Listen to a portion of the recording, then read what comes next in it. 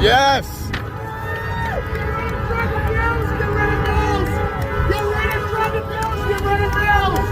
We need a new governor. It's me, Jack Mills, as Fox News.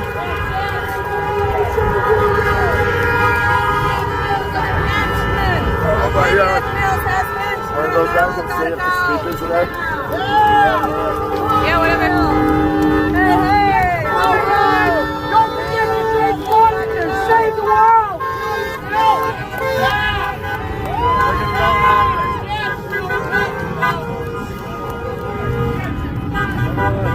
Send material.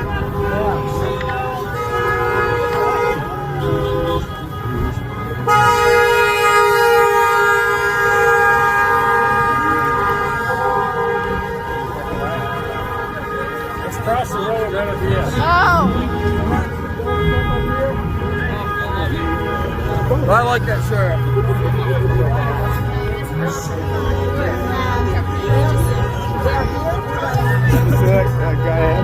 That guy had a rifle.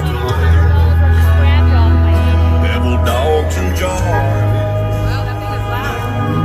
Well, that thing is loud.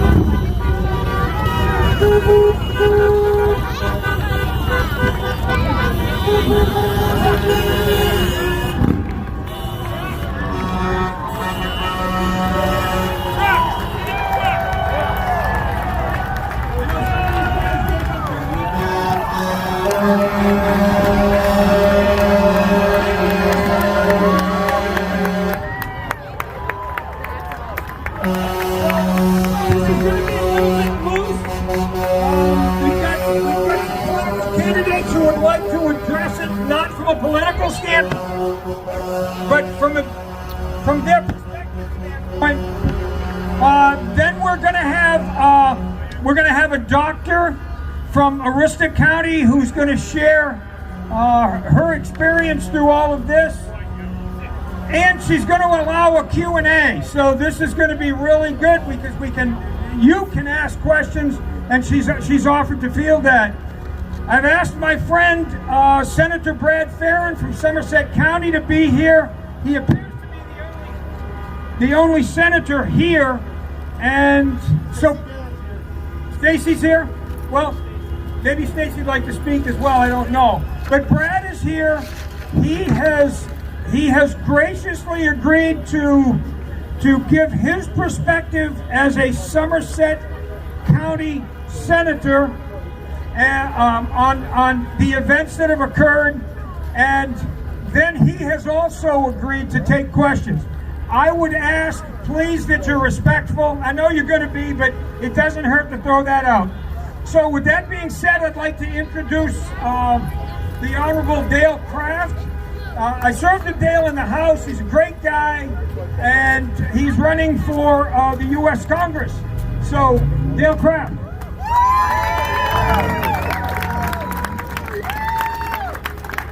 Thank you, Honorable Dumpton. I did serve with Larry. What a great guy. And he did some great work there, up there on the Hill. I have to say, I spent 8 years and termed out up there on the Hill, And I got to say, this is one of the best days I've had in Augusta. This is incredible, because you know what? This is what America's all about, right? It's our liberty and our freedoms. We're here exercising our First Amendment right. And I hopefully, that our politicians and our governor sees and hears that we still stand for what our founding fathers died for and gave everything they could. Our military and everybody that's made this possible for us today. Thank God for our military and who they fought for and the sacrifices. So to have this kind of turnout, I'll tell you, if I could get up and do a jig right now, I would. So I want you to know I'm jigging inside right now. Yeah. When Joe Biden said, "Oh, Joe, go ahead, get up, give him a hand." You know, poor Joe, sleeping. He's having some problems. Anyways, I just want to come and tell you, I am running for U.S. Congress in 2nd District, and this is so encouraging to see the. And I've been working on, as some of you've seen, I posted on Facebook, working on a bunch of businesses have contacted me like you wouldn't believe. It's been overwhelming, the people that are concerned about their businesses, their employees. So we are working. There is a lawsuit that's going to be filed on May 15th. We were on a conference call with this gentleman this 4th, and he doesn't want to have a class action. He's actually funding the whole thing. They've already done TV ads, they've already done radio ads, and he delivered a letter to Governor Mills to give her till the 15th to open the economy up. And if she doesn't, he will file the lawsuit against her. And she has no constitutional right to do this. We have the right to be free. We have a right to go to work. We have a right to feed our families. And we have a right to pay our mortgage. And so, hopefully she will get this message. The other thing that's happening, as you can see, Reopen Maine, if you want to be part of another lawsuit that we're putting together with a bunch of businessmen, because we want to do a class action, because I've got so many business emailing and saying, where do I sign up and how do I get on the lawsuit? It's unbelievable. The people want to be involved in opening Maine back up. So if you do want to be part of that and you have a business, even if you don't have a business, go to Reopen Maine at dalecraftsofcongress.com and just give us your information so we can get a hold of you and to be part of that. So I do have, it's a letter to the editor of the gentleman that's got the lawsuit, telling about why he's doing it. I got a few copies I brought with me, not enough for all of you, I wish, but you're welcome to have one of them to find out who this gentleman is. And so we just need you to get involved as much as you can to reopen Maine back up. So again, Reopen Maine at dalecraftsofcongress.com. Send us your information and you can be part of Reopening Maine. You can go to Facebook under Dale Crafts of Congress and you can contact us that way also. Thank you so much. God bless you.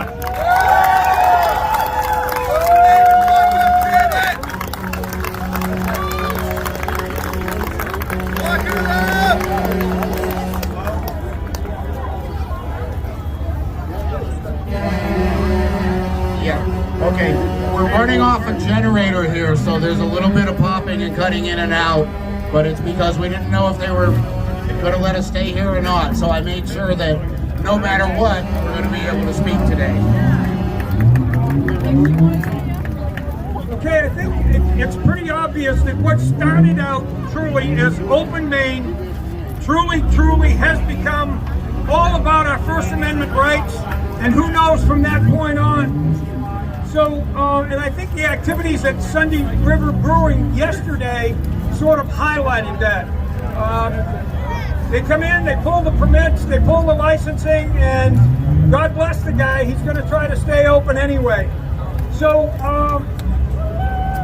the next speaker that we have is Dr. Allen, and he's right here. Let's have a round of applause for him, please. Thank you for coming out today. Sure. You're talking to the whole area. Sure. Go for it. Hey, thanks for coming out today. I kissed the mic, buddy. Don't worry.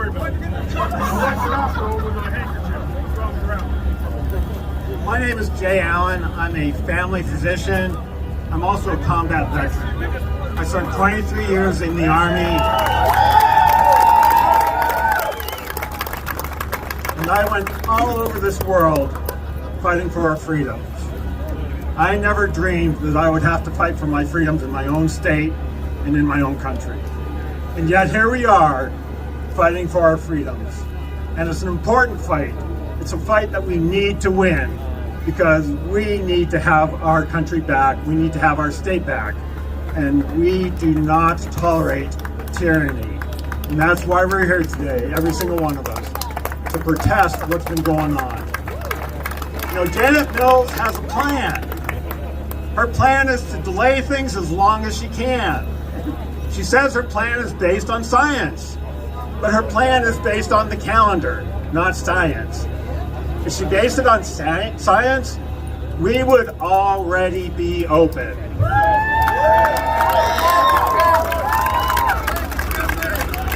I also have a plan.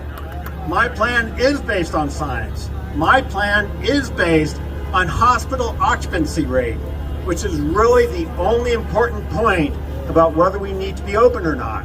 And right now, we cannot justify staying closed because we do not have full hospitals except in 1 or 2 counties. They talk about flattening the curve. We don't have a curve to flatten. Most counties don't have that many cases.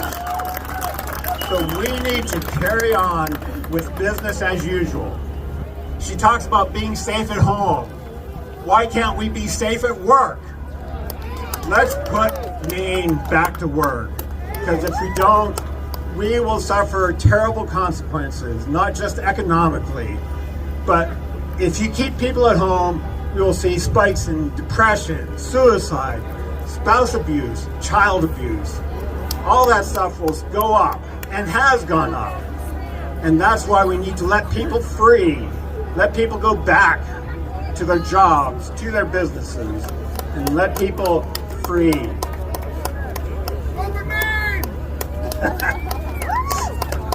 Anyhow, I am running for Congress in the 1st District. My opponent is down in Washington, D.C., fighting for illegal immigrants. I'm here with you fighting for Mainers. And that's why I'm here. And I want to thank you very much. Thanks for coming out, and let's have a great protest. Thank you, Dr. Allen.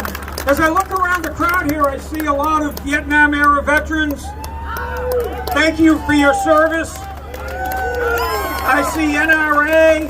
I see a lot of young people, and to me, that's encouraging. It's the youth that needs to be aware, and I think it was Ronald Reagan who said we are no more than 1 generation away from tyranny.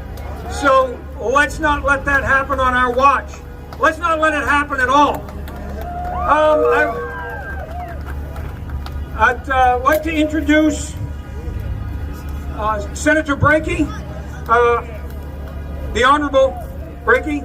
I served on the Energy Committee with the Senator, and he's a good thinker, a good level-headed guy, and hopefully we get him elected. Eric? Thank you, Larry. Yes.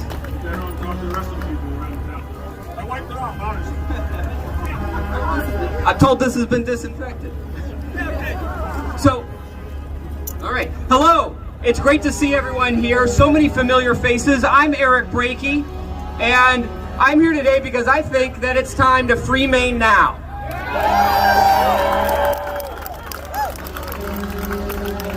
Here we are. It is 2020.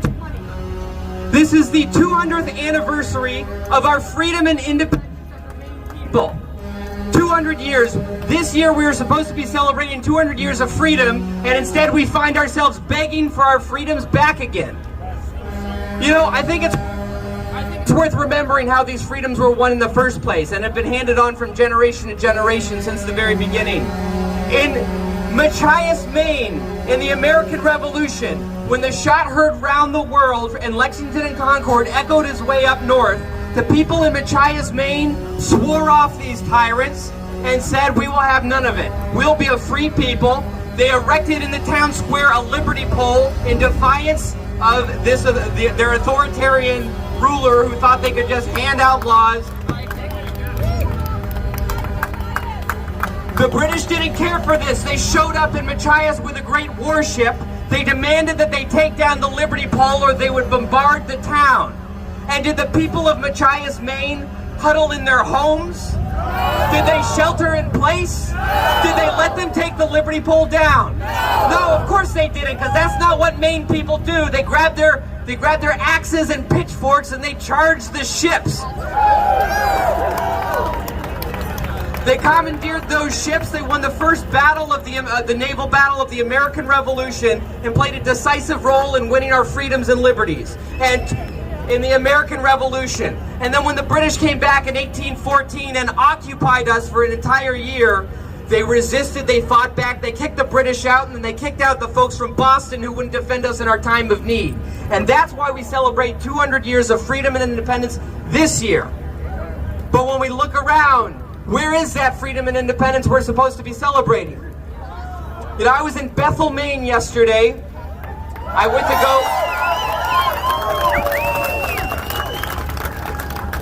to go see Rick Savage, who I think is a hero.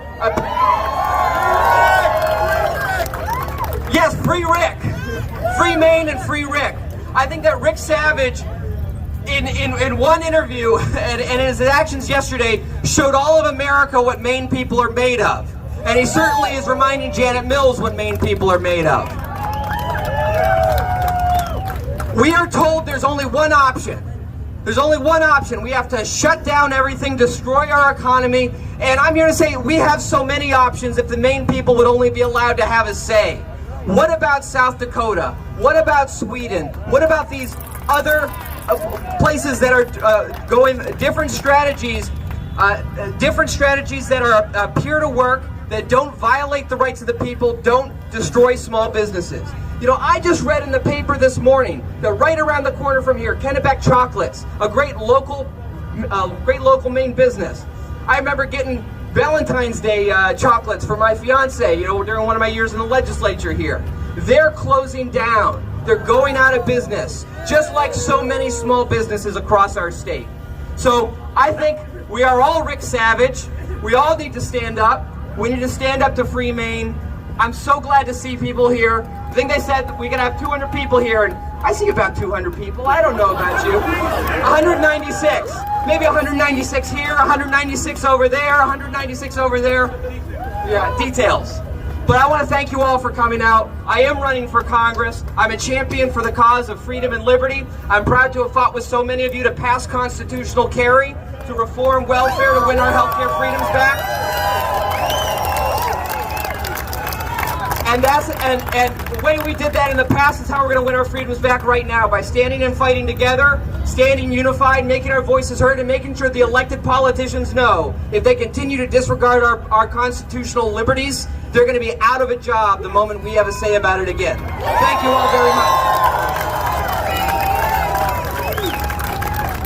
Thank you, the Honorable Eric Brakey. Adrian Bennett, I believe is here.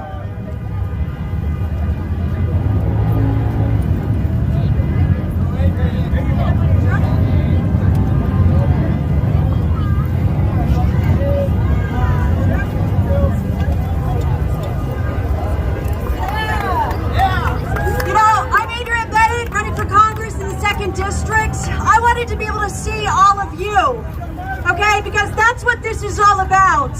You are here today fighting for your constitutional rights, right?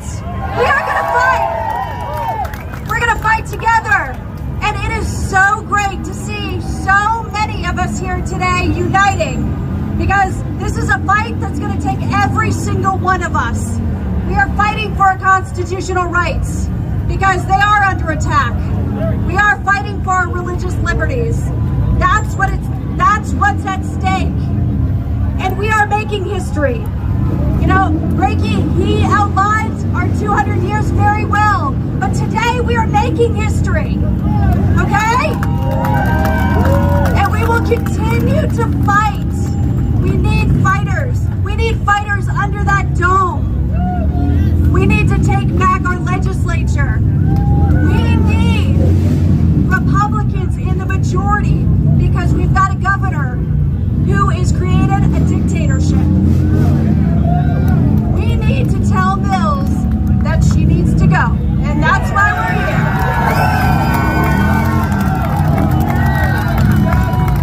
I think in a little bit we need to start a chant right in front of the Blaine House that Mills has gotta go. Mills has gotta go. Mills has gotta go. Mills has gotta go. Mills has gotta go. Mills has gotta go. And you know what? I've heard from many people that they want to recall Governor Mills, and I wish that we could, and maybe we could change that one day, but we need to get the majority back under the dome, and we need to change the law, because we can't do that right now. So it is vitally important. It is critical. We think this pandemic is serious. Getting our legislature back is a serious matter because our rights are under attack and we're seeing it. They're going to be taken away. If we give them an inch, they will take a mile. That's been proven before. So let's meet your candidates who are running. There are many of them here today. Find out who your candidate is in your district. Get to know them. Ask them questions. See what they're going to fight for. Make sure they're going to fight for you and your rights. And go help them. That's right, Bruce. Make sure you're helping them as well. I want to go to Washington so I can fight for you. And you know what? I'm friends with Dale. You're a great guy, Dale. You know, we're in this fight together. We are. And Brakey, you're a good guy too. But we need to beat Jared Golden. That's the end game. He is illegitimate. I heard that. You know what? Kevin McCarthy called him illegitimate, and when he sees him in the hallways in Washington, he calls him illegitimate. And we're going to beat him by that 50% that we need to. We did beat him, but we got to do it again. So we need a candidate who can beat Jared Golden by that 50%. And I will fight every step of the way. I guarantee that. And I will beat him. So thank you so much for being here. This is all about you. This isn't about us as candidates because you, the people, have the power. So show it, get out there, and let's speak up together. United, we can get this back. We can take back Maine. Thank you.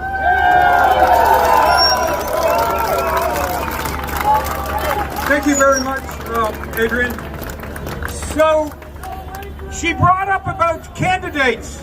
So can we see a show of hands of who is running, whether it's the state, county, or federal level? What do we have? 1, 2, 3, 4, 5. Who's serving now? 6, 7, 8, 9, 10, 11. Brad, 12. Yeah, so there is a little bit of representation here. And it is appreciated. Thank you all very much for that. So our next speaker is Blaine Richardson. He was a congressional candidate. He's a true patriot, and let's give him a hand. Thank you. It's all about liberty. How many veterans or oath keepers do we have out here? Raise your hands. Okay. This is going to be a little bit about veterans in the end when I wrap it up. Our permit today is the Constitution. And all of us veterans and people in blue have taken an oath to protect the Constitution against all enemies, foreign and domestic. And we take that very seriously. And I submit to you that right now in that Capitol building, we have someone that is a domestic enemy.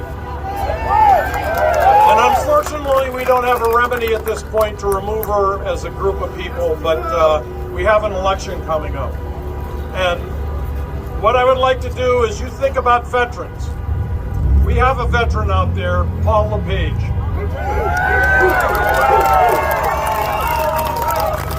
He's going to be back here in about a week or so. And Paul, your people need you. Thank you. Thank you, Blaine. There's no doubt about that. Kevin Bushey, who is running against John Martin in Eagle Lake.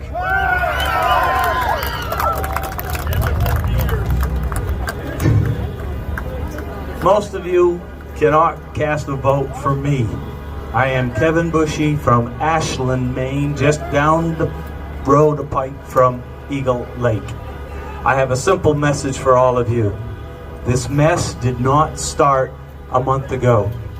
This mess started 50 years ago when Speaker John Martin took this state down the path we are living and experiencing today. This shall not stand.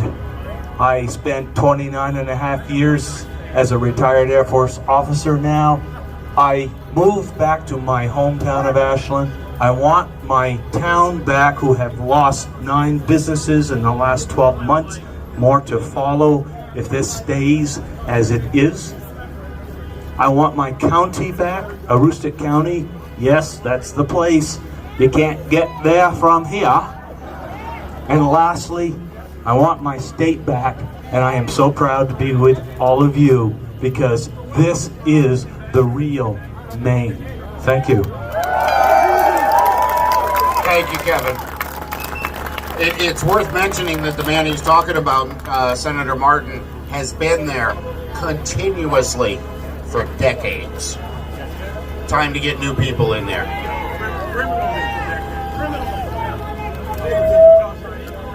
Have a candidate here from the Bangor area, Josh Hyatt. He'd like to just have a couple minutes of your time.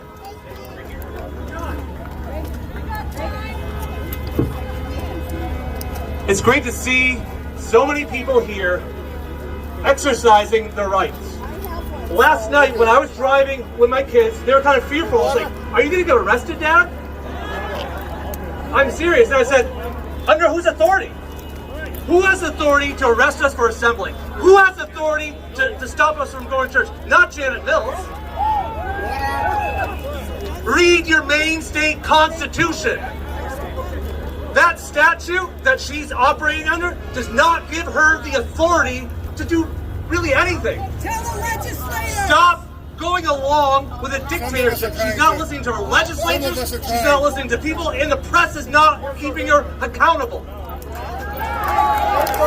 This is accountability right here, people. Speak up, raise your voices, and exercise your liberty. Thank you very much. Okay, we are having a lot of people running for office that are up here and speaking, and we're not doing it to do for the political reason of giving them promotions, but to let you know that there are people out there that are willing to step up and sacrifice their selves, their time, their money, their efforts to come down here and fight for you. But that's something they can't do alone. We got into this mess because we haven't really been paying attention to who gets up here a lot, and we need to pay a lot better attention to who we send up here, because if we get the right people in here to start with, then we don't have to waste the best day we've had yet this year standing here telling them how to do their job. That's the reason why we're letting a lot of these people come up and speak. Now, right now, we've got a special speaker, a practitioner in the medical field, Dr. Fuchs, is going to come up and look at this from a medical point of view. Now, she's also going to take questions from the audience if you'd like to. Come up to me over here and we'll let you, and then she'll answer it for you.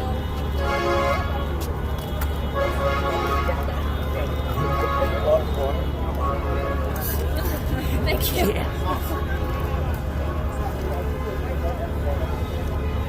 Hey there, I'm just a regular person. I'm Dr. Rose Fuchs, and I practice on the line between Penobscot and Aroostook County.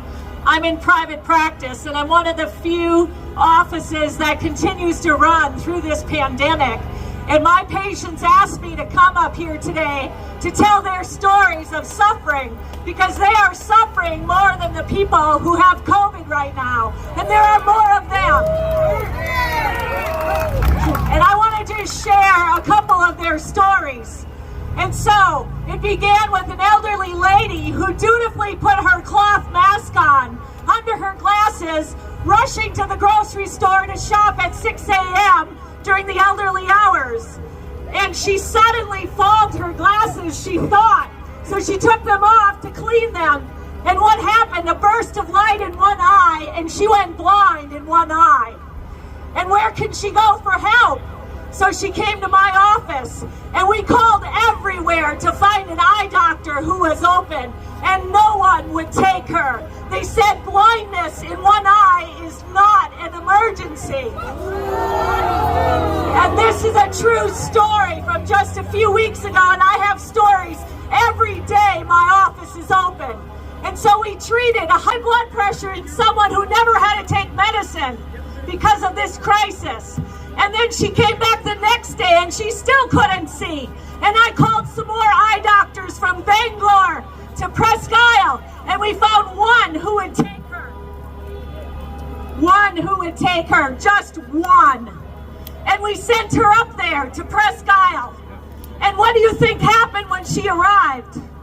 They told her she crossed the county line and would have to quarantine for 14 days. 14 days in Aroostook County before she could be seen. 14 days. And they called my office and brought me out of the exam room. And I said, this is insanity.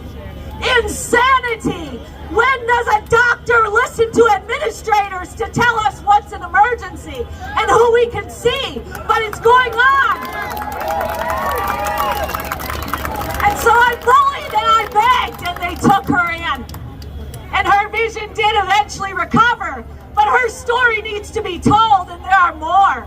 There are cancers that are not being treated right now that I biopsied in the office because they're not essential. Those people are not important, only COVID is. I have colleagues across the country that I talk to. They're seeing the same thing. Appendicitis gone gangrenous because they cannot be treated right now. Your hospitals are closed. Do you know that you're closed? You better hope you're not sick because they're only COVID is being treated.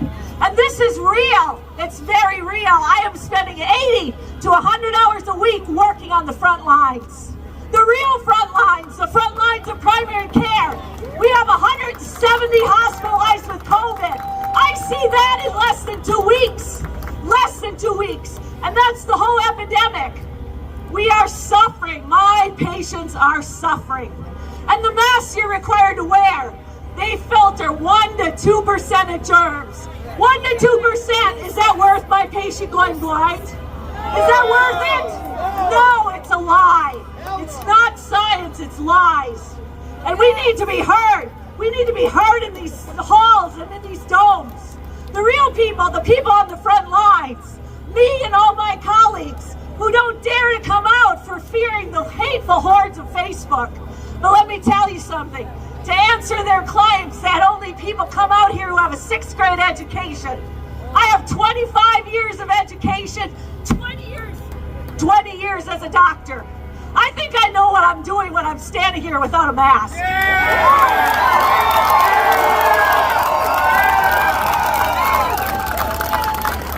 What about the child, the 7-year-old who came in with a dental abscess? Do you think that's an emergency? Her face was swollen, she had a fever. Do you think the governor's grandchild would have found care? Probably. Not my patient. So what did we do with no dental equipment? Took her in the back room and lanced that abscess. And we still couldn't find a dentist to pull that tooth for weeks. Weeks. So guess what, folks, in Aroostook County, I'm all you got in Aroostook. The hospitals are closing down. I take care of nurses who took $3 an hour pay cuts. They're working 2 days a week instead of full time. Will Houghton Regional be open at the end of this? Who knows? I need those hospitals to help me. I can't do it all in a little clinic. So we need help. We need to speak up.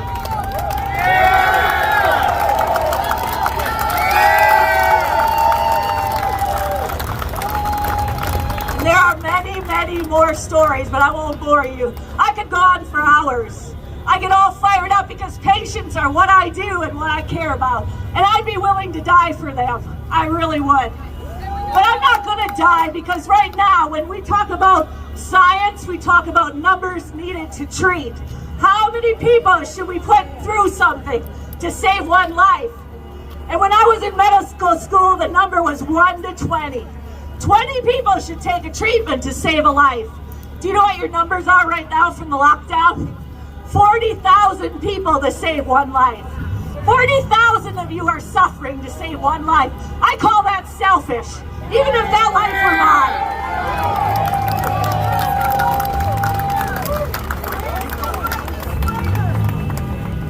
We look at the number of excess deaths. This is on doctor websites that only doctors have access to. We talk about the number of people dying right now that wouldn't have to die, that are not dying of COVID. They're dying of heart attacks and cancers that can't be treated, strokes, rotten appendixes, all manner of disease. And the number right now of excess deaths far exceeds the number that died from COVID. Does anybody care? Is anybody looking at those people? I care. We need to speak up. Medicine needs to speak up. Who's taking care of the public? We have policymakers. Did they ever touch a patient in the last 20 years? They're not talking to us on the front lines. I haven't heard from Dr. Shaw. Where is he? When's the last time he touched a patient? Really?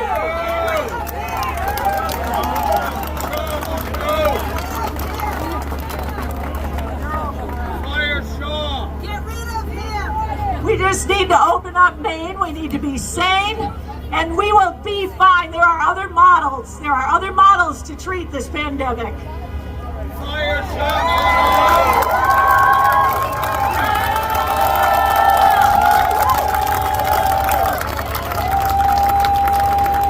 I think the unfortunate truth, or one of the unfortunate truths, is that people who are on the front lines are either frightened to speak out or they're ridiculed. And it's the power of the press and the abuse by politicians. So Who here would like to have their voice heard? Would you like to come up and be short, but tell them who you are, tell them where you're from. They need to know that there's people here from every part of the state of Maine. I went yesterday to the restaurant, had a great meal. People were spaced out well. It was very clean. It was congenial. I waited 2 hours and did not mind a bit. I also went on April 20th down here. Where is the legislature? Read this sign. You can turn this over this week. We are waiting for you to step up to the plate, and then maybe baseball can start.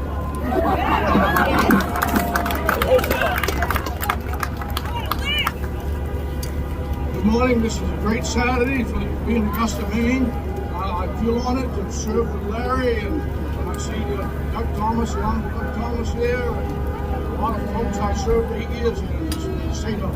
And I want to tell you folks, this is the most fun that I had in 8 years that I served. You know, I really enjoy seeing you people out there. I'm running again for office, and God comes first in my book. Not a governor. And I served under Paul LePage, I served under Paul Archer. Right like this. Okay, is that better? Okay, sorry. Want me to start over again? My name's Jeff Gibbett from Lincoln, Maine. And I've served 8 years here in the State House. And this is the most enjoyable time that I've spent here in 8 years. And I'm running again for office. And I know my wife thinks I'm not, but you know, I feel an obligation to the Constitution of the state of Maine, the Constitution of the United States. We need people that will speak up. Larry will tell you that it's tough. And I got another Larry behind me that I see, a good friend of mine I served with, Larry Lockman, and I served with the Honorable Dale Kraft. I'm pleased to be here today. What a gorgeous day. It's too bad we have to spend it down here demonstrating against dictatorship. It's the way it is. Freedom is not free. We need to be out here and represent our freedom, our Constitution. Thank you for the organizers. We appreciate all you do. God bless America. I'd like to break the schedule or the itinerary that we had. Senator Farron has agreed to give a brief summary and then take some questions, and then we'll go back to the doctor to answer any medical questions. One of the concerns, one of many, is the fact that our legislature, our legislative body, appears to have relinquished their control of the checks and balances. We have the legislative, the executive, and the judiciary. And from the outside appearance, it looks to me like they willingly, in the last hours or the last minutes of session, gave up those rights. And with those rights they gave up were mine. They were yours. They were the right or the obligation to represent their constituents. In all fairness to Senator Farron, and we've had a number of conversations, please be respectful. Brad is a U.S. Air Force veteran. He was, we call him Command Sergeant Majors in the other military. I don't know what. Yeah, in the Navy. So he's going to give you and then he is willing to take questions that you have. But please be respectful. Thank you. Thank you, Larry. So listen, if my view of things are a little bit warped as a first-term legislature, when I retired in 2013, they made me sit beside Larry Lockman, Larry Dunphy in the House of Representatives. So he was my mentor. So if that tells you anything. So listen, there's a couple things. This isn't a political speech on this piece. Right now, the problem is across the way. I'm going to tell you my view on the legislature, but there are so many things in this turnout. Why you folks are all here today? It's businesses, it's our families, it's our friends, it's our religious freedoms. You can go to Hobby Lobby, but you can't go to church and sit in a pew. There are so many things. One of the reasons, so I'm going to address Larry's comment. He's right. When this coronavirus first started, we were in session. And I have had to do a 180-degree change, because when I see my family and friends in Norridge Walk, my fiance Lynn and I live on the Kennebec River, is that I always sit at the post office in the morning. They'd say, "How is it going in Augusta?" And I said, when we're not there, we're not doing any harm to the citizens of Maine. And I lived that way for the last 5.5 years as a legislature. If you're not there, you're not doing harm. I have had to take a 180-degree change on that. And I'm calling for the Speaker of the House and the Senate President to call us back into session. We need the checks and balances. And not just because of what the governor's doing with his executive order, but also what's happening with the Department of Labor. I got up this morning and watched the news, and I saw our commissioner of the DOL say, "Hey, be patient. You don't have to rush for your benefits." It's been 6 weeks. Folks, people are out of money. People are struggling. Businesses are closing. And the Department of Labor says, "Don't rush to it. We'll get to you." They have no idea what is going on. Representing one of the poorest districts in the state of Maine, I hear from Jackman all the way down through, in this 14 days, opening the business, there's not going to be an economy left to come back to, folks. That's a fear. So I'm going full circle. So Larry's right. On that time, we voted to adjourn and to leave Augusta. And I pressed my button to do that. We were talking about flattening the curve, doing what I had no comprehension of what this governor was going to do, not including the legislature, not including her own advisors, and I don't know if there's an ultimate plan, but we need to go back into session to have our checks and balances in our state government. And I believe that 100%. And that's hard for me to say because I truly sometimes think we do more harm when we're there, and it's happened. So with that being said, what can you do, right?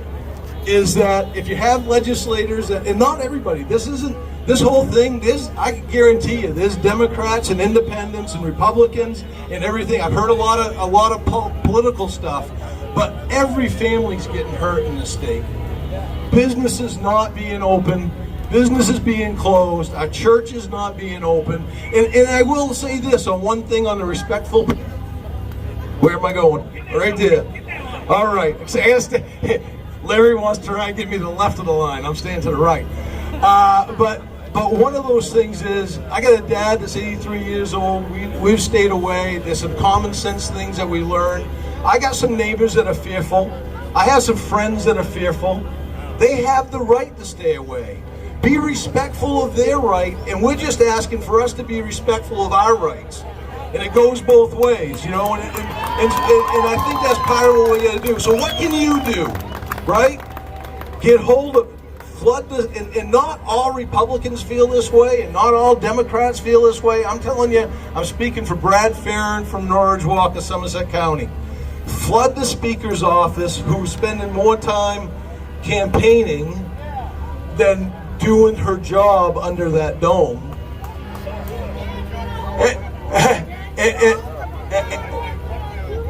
They're not answering the phone. Okay, well, I'll tell you what, we'll make some numbers or emails. You can do emails as well. And the Senate President to call the House and the Senate back into session, because then I saw a sign earlier about the joint resolution. The legislature does have the power. The powers under the emergency clause that she's operating now. But we have to be in session to do it. We can't do it unless we're called back to session. And that's the call of action that I'm asking for locally here, because we are not technically in session. So with that,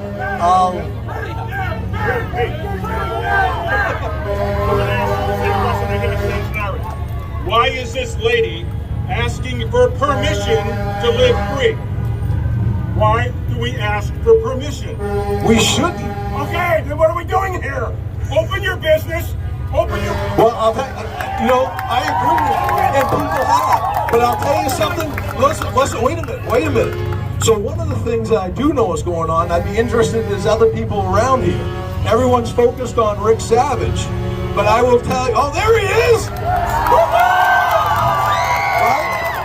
And Rick has been a vocal point over there. But I can tell you this, the state behind the scenes, there are more businesses that are being contacted and being told to shut down that they're doing behind the scenes. What's the definition of license? They're pulling the license. What's the definition of license? Permission. It's permission to do something that would otherwise be unlawful. Freedom is not unlawful, people. Why do you ask permission to get a license to live? Okay. Does anyone have any questions for Brad? Are there any ma'am, please. Are there any questions, are there any concerns with your legislators that you would like to take back to Augusta or to the Republican leadership and even perhaps to the Democratic leadership? Were you saying that if you guys are all back in session, then she couldn't have the Emergency Act can't be going if you're not in session? No, what I said was we have to be called back into session.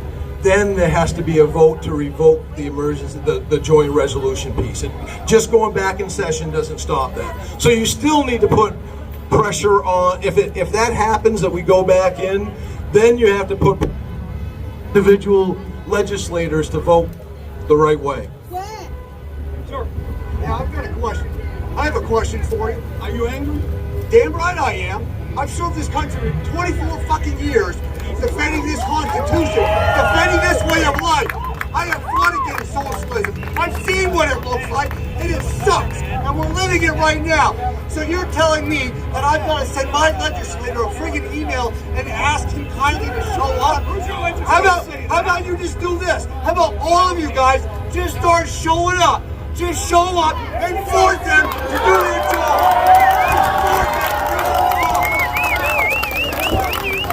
Okay, thank you for your thank you for your service. However, there are a number of people who have served. There is a protocol. Breaking the law because someone is breaking the law doesn't make the law breakable.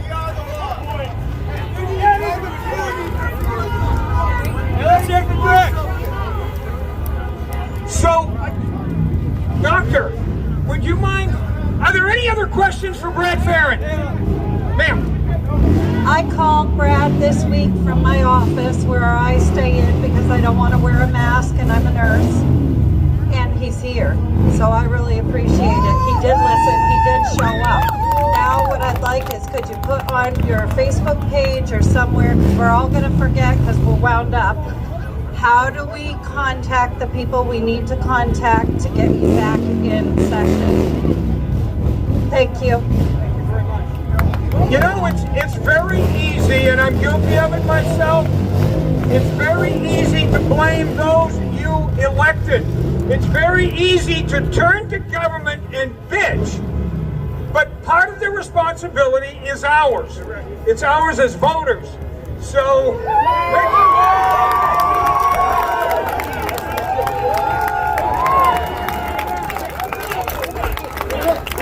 what a turnout, you guys! It's awesome!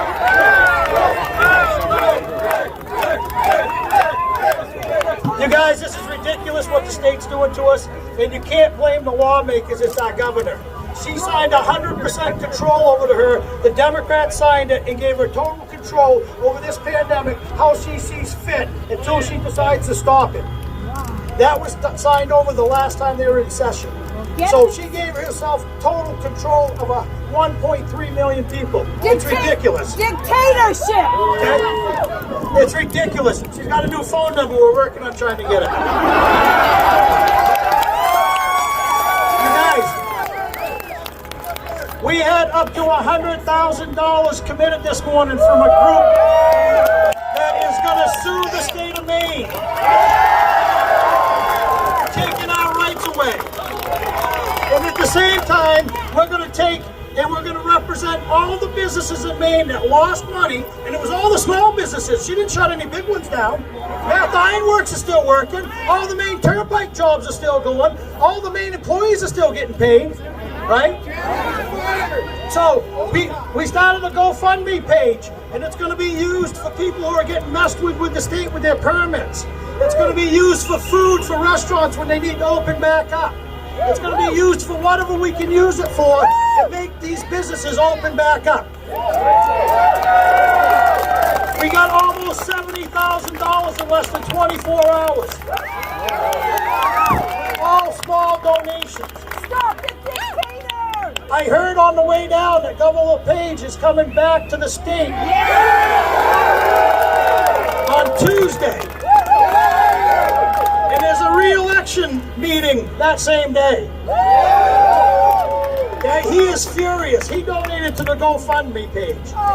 He worked 8 years to put us in a great position with a bunch of money sitting there. And these money grabbers couldn't keep away from it long enough. 2 months, it was gone. She's trying to bankrupt our state right now and make us look more broke than we've ever been so she can get federal money. That's why she don't want these businesses to open back up. That's what dictators do! She was told by her economic developer that her plan that she put out Tuesday would put out 25% of the businesses in the state of Maine would go out of business, and she still put the plan through. Wow. She did it anyway. The lawmakers found out about it when they saw the press release. Okay? There's campgrounds that bought all their food and everything ready to open May 1st. They can't afford to buy it again. This thing cannot go on much longer. There's a group of people from the Portland area, southern Maine, some wealthy people that got their money together, and they hired very good attorneys. They got the ear of Barr, Attorney General Barr. I think you might see this week that they might rescind her orders because they're unconstitutional.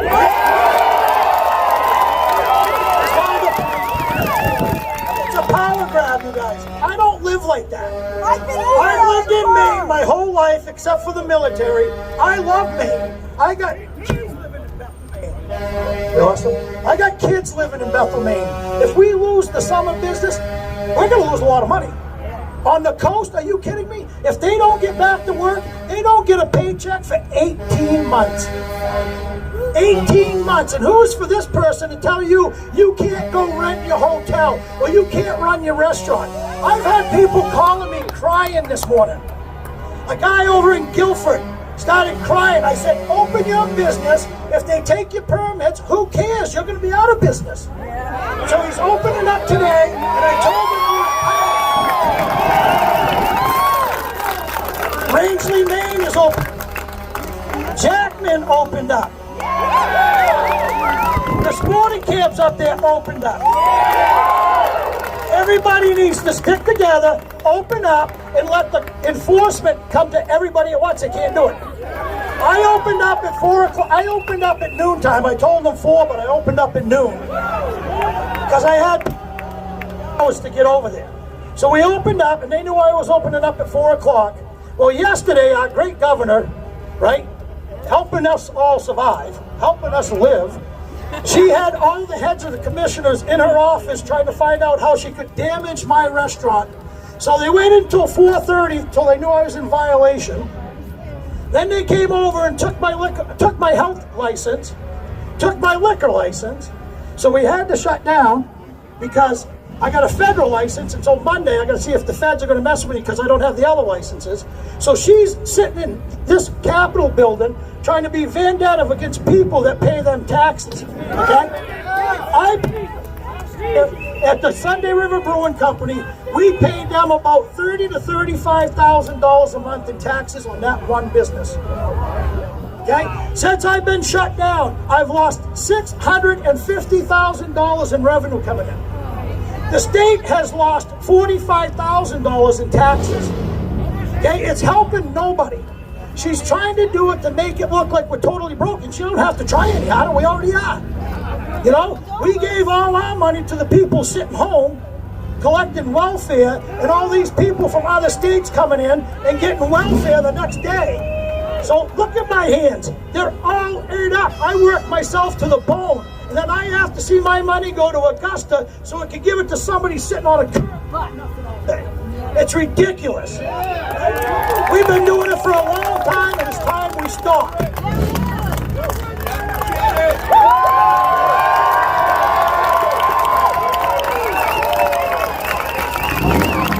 Thank you, Rick Savage. I think to put in a nutshell what he was just saying is we have one governor sitting over there telling us what to do, and I think she might have forgotten that there's 1.3 million of us. And she needs to listen when we speak. Thank you. We sort of interrupted it so that Senator Farron could answer some questions. He had to leave to go see his dad. But, Doctor, would you like to... Does anyone have any questions? We'll get to you. Does anyone have any questions for the doctor? I do.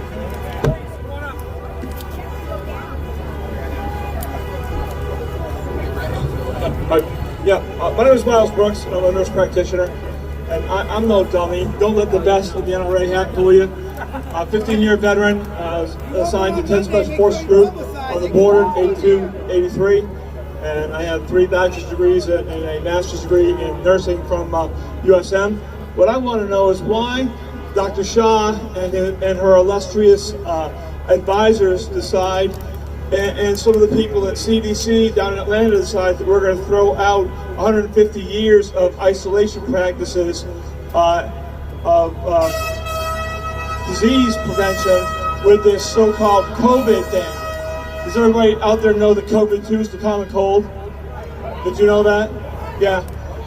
And that herd immunity is a good thing. And when they stick you home, your immune system gets worse than it already is. How many veterans we got out there?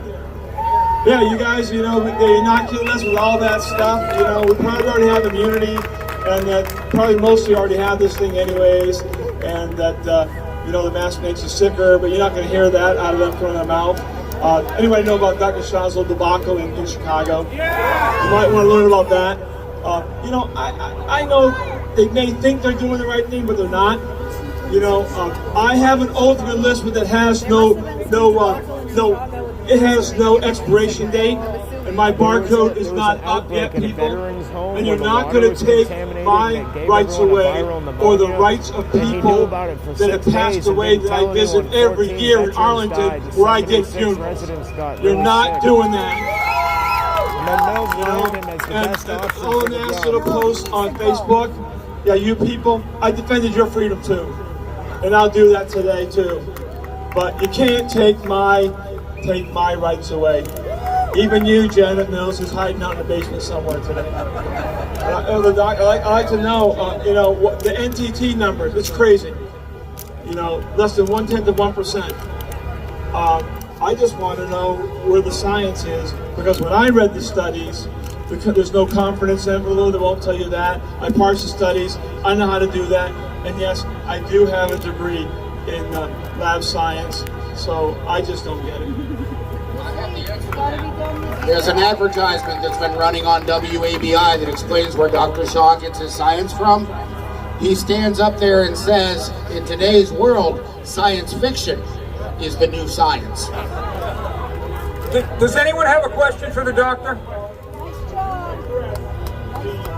Thank you for your service.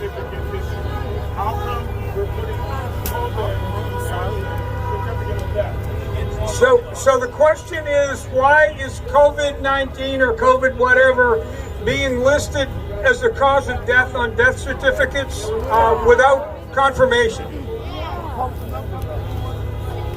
So death certificates have always been kind of the art of medicine, because it is truly up to the one completing it to decide what they died of. And that can really be a toss-up even in normal times. But in times when health professionals are getting a lot of pressure to declare it COVID, they have a lot of bias to put that on the death certificate. And I can say that they sent trainings, which I refuse to participate in, that we are supposed to include COVID more than it should. And we can even declare COVID when we don't have a positive test. And to me, that is not science, that is not healthcare. I refuse to participate. Administrators will never dictate how I take care of patients and how I fill out a death certificate. I did want to say one comment to the first speaker though. He talked about rights, and I do cover 2 nursing homes in northern Maine. And we are all about protecting them, but let me tell you what some of my residents have said. So I visited last week a 97-year-old lady who said, I am 97 years old and I don't know how long I'm going to live. And I haven't seen my family in over a month. And nobody asked me if I wanted to be protected or not. Families are not deciding. The government and administration is deciding. And we talk about protecting them, but is that what they want? Is that what they want? I don't think so. The ones who still are of sound mind are telling me no, that is not what they want. Okay, we have a question from a young man over here. He was down south. On his way back up, he noticed that there's a trickle of traffic headed south and heavy traffic headed north. Those people are supposed to quarantine once they come into the state. Has the CDC or the governor's office given you any guidelines to work with those people coming from out of state and being quarantined when they get here? We do give recommendation to my patients. I have a lot of what we nickname snowbirds who are coming back from Florida. And I do ask them to quarantine as much as possible when they arrive. I'm not sure how much that is possible because they do need food. They do need to open up their houses, but they are trying, you know, within reason.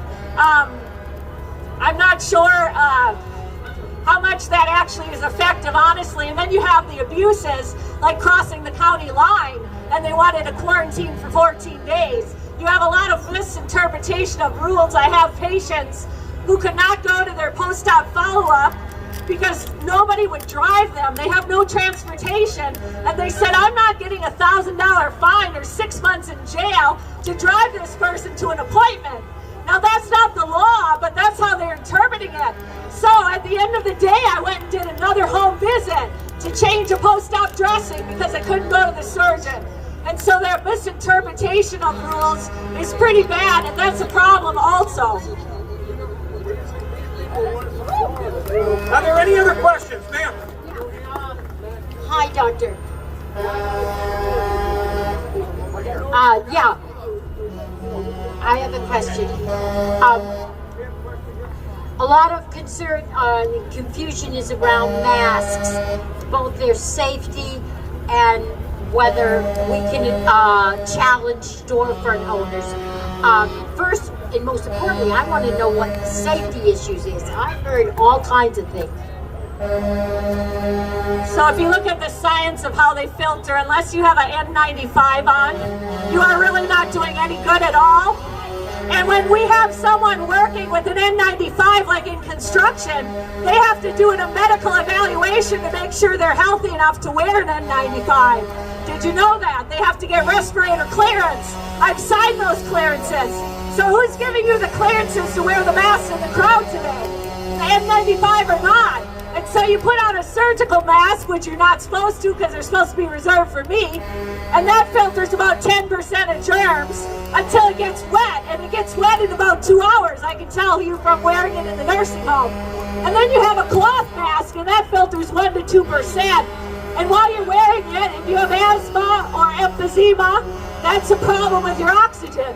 If you have high blood pressure, you should not be wearing a mask, because I've documented it in the office. It raises your blood pressure 30 or more points. If you're at risk for stroke, you could give yourself a stroke. You could get blind in one eye like my patient. So that's a problem. Masks are for the purpose of treating COVID in the ICU, properly applied, properly cleared, not for the hordes on the street and in Walmart. I told the lady in Walmart, get your mask off. She looked like she was going to have a heart attack. And she told me, I'll be fired, doctor. I said, well, I'll write you a letter even though you're not my patient. And I've written those letters already. You have a medical exemption. Are there any other questions for the doctor? Sir. I have one. There's a lot going around on Facebook about money. Do they get paid twice as much to register this as a covert death as opposed to something else? Is that true, or is that just something that's right? I couldn't verify that because I'm in private practice. I know I'm not getting any extra money to see patients, but I have heard that both from colleagues in the federally qualified health centers and other places that they do get more money and get more funding if they have more COVID patients. And so it's in their best interest to falsely inflate their numbers or be pressured to. Hopefully they're ethical enough to resist that. But the pressure is pretty hard. It's hard for me to be here today in a white coat. Let me tell you, I might have retribution, but I'm feisty enough that I don't really care. I can tell. Did anyone else have a question?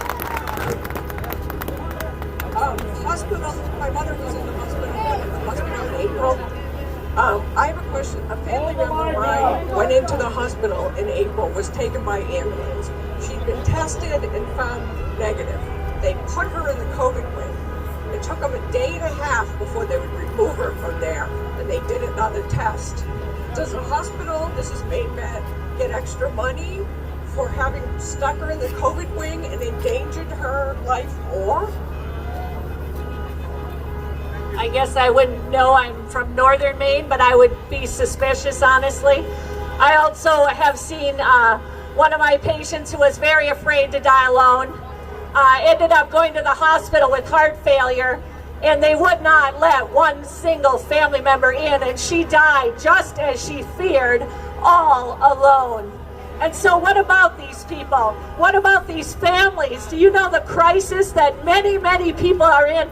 I have never given out so many medications for depression and anxiety as the last few weeks. Even people without mood disorders are struggling. They are family members to people who are suffering. The toll of suffering has not been counted. We're counting COVID one by one to 55 deaths. I've had more of my patients die in this last month than I've had in a long time. My staff is getting weary, and so am I.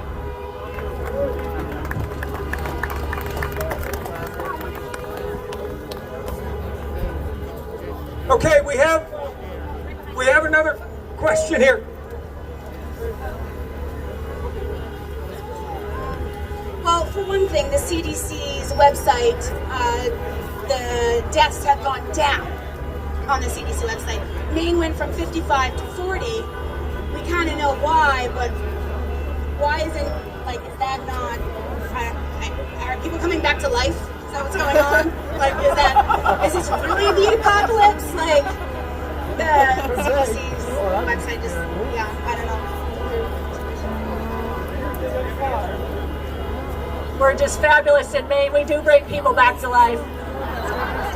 I'm kidding. If anybody's done anything in statistics, I used to teach medicine, and they had to do research projects. And depending on which way you do your numbers, you can make the trend look better or worse. It's very manipulative. I know how to do it. We used to catch them at it. We'd laugh. We'd think it's funny. But when you see it affecting public health, it is no longer funny to manipulate numbers.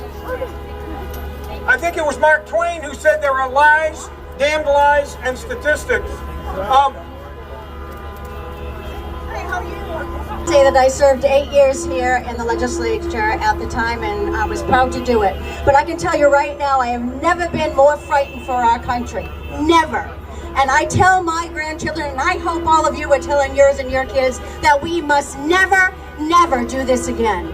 My question for you is, why are there hundreds of empty beds in the hospitals right now and supposedly being held for potential surges of COVID, when there are hundreds and more of people in serious condition that need to be in those hospital beds?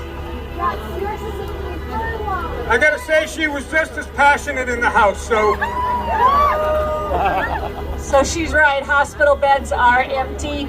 Nurses are being laid off, or their hours are decreased. I have a lot of doctor colleagues who are currently on unpaid leave. They're eye doctors, they're foot doctors, and they have no work either. And the dilemma is, in my office, I'm private, I stayed open, and I can't get those people who need to go to the hospital there because of COVID. They don't have COVID, so had one with a trapped hernia in my back exam room for 5 hours, writhing in pain while I begged for the hospital to take her. And I bullied one surgeon at a local hospital who finally said he would put his job on the line to take that patient. That's the dilemma we're facing in healthcare. Anyone who's sick, who needs a hip replacement, who needs to be taken care of, knows what I'm talking about. This is real, and it's been very bad. It needs to stop. We cannot wait much longer. Thank you. Are there any other questions? Zach, come on up. Good afternoon, Doctor. Big question here. I'm a young person. Just wondering, what is the risk for young people? If you have no other medical illness, your risk is 0 or close to it.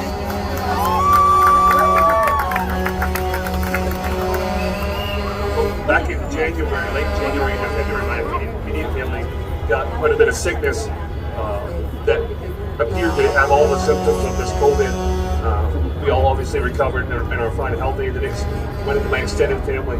My question is how many of us are likely to have already made our way through this sickness and are immune now? And we're not doing any testing on the general public, and if you're not in that critical zone, how many people have likely already had it? We have that suspicion, especially in Aroostook County, where we had 5 known cases. We had a lot of flu-like illness early in January that was not flu. And so I don't know. I do know that my medical supply company for many weeks now has had available a finger stick office antibody test that you get the result in 10 minutes, costs $15, but they cannot release it because they are awaiting CLIA waiver, which is a license to make it available in the office. So we're just waiting on the politicians, or I could test all of you right now within 10 minutes each one for $15. And so it's a joke to say we need more testing. Testing's available. They need to release the private sector to do their job. Okay, are there any other questions for the doctor? We need to... Hey, how are you?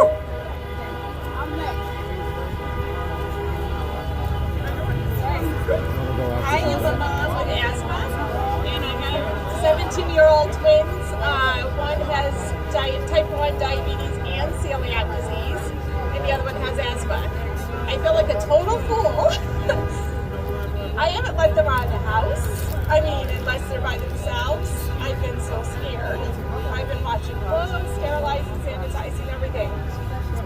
What? They're healthy. Our type 1 celiac is very healthy. What do we do when people are saying to us, if you let her out, you're killing her? I can't handle it. I have a faith in God, but I feel like my neighbors are gonna go at us because they're like, if you do, you're gonna kill your daughter, or you're gonna kill a family loved one. How do you respond to that? I'm seeing the science part of it, but the mom part of it, do I keep her in? Do I let her out? What do I do? Obviously, you probably need to take a little more care than the student who talked to me, but I would say that the risk is still low. I'm sure it's less than 50%, so if you look at statistics, the chances are still in your favor. Even if you look at the death rate, if it's 5%, that means 95% chance of recovering, even if you're a high-risk person who catches it. But I'll say the power of public pressure is very strong. I felt nervous walking in a gas station in Bangor without a mask today. You know, I didn't make eye contact lest somebody talked to me. And so I hear her, she feels worried about if people will accuse her of being a bad mom. But you know what? The rest of us, the majority, have been silent. And CNN and everyone else has interviewed the minority. It's time to speak up because the majority is with you. Excellent. How you doing, Marty? You can, real quick. Okay, I want to support you. I think what you're saying is great. I need to know your name. Real simple. I said my name earlier. I'm probably a little scared to say my name, but I am Dr. Rose Fuchs.